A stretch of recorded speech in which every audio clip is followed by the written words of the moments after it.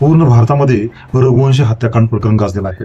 मित्रांनो, नवविवाहितांची हत्या होणं आणि त्यात नवऱ्या मुलाची हत्या होणं ही प्रकरणं सध्या खूप वाढलेली आहेत. जे रघुवंशी हत्याकांड प्रकरणामध्ये झालं, म्हणजेच जो तो मुलगा होता त्याची हत्या ज्याप्रमाणे केली, हा देश विसरला नव्हता तोपर्यंत एक नवीन कहाणी, एका नवीन मुलाची कहाणी तेलंगणातील कुर्नूल या जिल्ह्यातून येत आहे. मित्रांनो, तेजेश्वर या मुलाचं नाव असून एक ऐश्वर्या नावाच्या मुलीसोबत त्याचं लग्न झालं होतं. मित्रांनो, एके दिवशी गाडीमध्ये दबोचलेली त्याची लाश मिळते आणि शोध सुरू होतो की याला कोण मारलं. मित्रांनो, शोध सुरू होतो. पोलिस एका वेगळ्या अँगलने त्याची शहानिशा करण्याचा प्रयत्न करतात. जो तेजेश्वर आणि त्याची जी लाश मिळाली असती त्या तेजेश्वरचं महिनाभरापूर्वीच लग्न झालेलं असतं.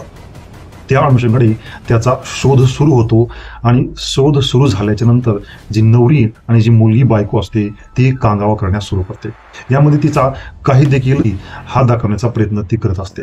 परंतु ज्यावेळेस CDR रेकॉर्ड निघतो त्या CDR रेकॉर्डमधून बरीच वेगळी माहिती पोलिसांसमोर येते.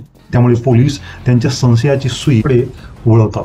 मित्रांनो, मागील 1 महिन्यापूर्वीच या ऐश्वर्या आणि तेजेश्वरचं लग्न झालेलं असतं आणि यांचं लग्न जमण्याच्या पूर्वी 4-5 दिवस अगोदर ही ऐश्वर्या घरातून पळून गेली असते.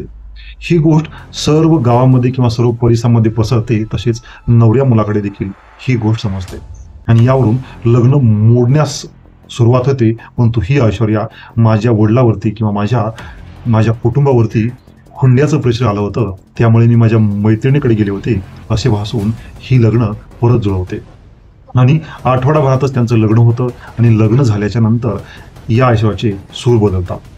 घरातील व्यक्ती आणि तेजेश्वर नवीन असल्यामुळे किंवा तिला इथे रमण्यास टाइम लागतो, यामुळे या सर्व गोष्टी समाविष्ट करून घेतात. परंतु ही नवरी तेजेश्वरला कमी बोलत असते. एके दिवशी तेजेश्वर घराच्या बाहेर पडतो आणि घराच्या बाहेर पडल्याच्या नंतर तो घरी येतच नाही. सर्व गोष्टीची शहानिशा होते. पोलिसांमध्ये खबर दिली जाते आणि यावर पोलिसाला भेटतो एका गाडीमध्ये दबोचलेला तेजेश्वर मृतदेह. मित्रांनो, पोलीस त्या पद्धतीने तपास चालू करतात आणि ज्यावेळेस या ऐश्वर्याचं CDR रेकॉर्ड काढलं जातं त्यावेळेस ही ऐश्वर्या एका बँक कर्मचाऱ्याशी मागच्या 15 ते 20 दिवसामध्ये, म्हणजेच जेव्हापासून लग्न झालं आहे तेव्हापासून जवळपास 2000 वेळेस कॉलवर बोललेली असते. त्यावेळेस तिची शहानिशा केली जाते.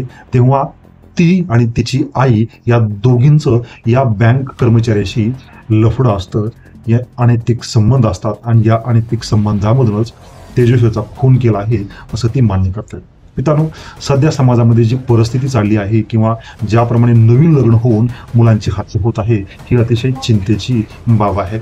समाजामधील जी काही व्हॅल्यू किंवा जी काही मूल्य आहेत ही लयास पावली आहेत.